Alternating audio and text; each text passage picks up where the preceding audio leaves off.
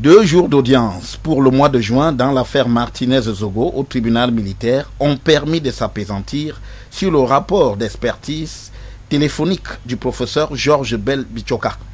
Auparavant, il y aura eu la diffusion des images de la torture de l'animateur journaliste qui ont provoqué une vive émotion au sein du tribunal militaire. Au bout de 2 jours d'audience, il apparaît donc que l'expert a certes mené son expertise, mais sans avoir accès à l'ensemble des téléphones des inculpés, notamment de Jean-Pierre Amourou Belinga, avec seulement 2 sur 11 de ces téléphones qu'il aura pu expertiser.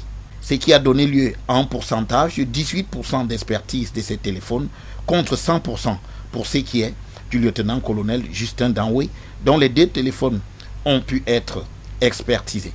Selon le résultat de l'expertise, des échanges réguliers ont souvent eu lieu entre le lieutenant-colonel Justin Danoué et Jean-Pierre Amourou Belinga, avec un pic entre le 13 et le 23 janvier 2023, avec 26 appels vidéo et WhatsApp supprimés du téléphone de Jean-Pierre Amourou Belinga. Il se trouve aussi qu'un téléphone iPhone du patron de Vision 4 a été formaté.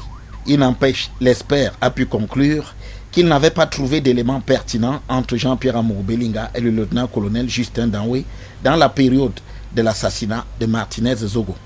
Pour maître Calvin Job, l'un des avocats des parties civiles, même avec 18% d'expertise des téléphones de Jean-Pierre Amourou Belinga et 100% de ceux du lieutenant-colonel Justin Danoué, cela est déjà suffisant pour établir qu'il existait des liens étroits entre ces 2 accusés.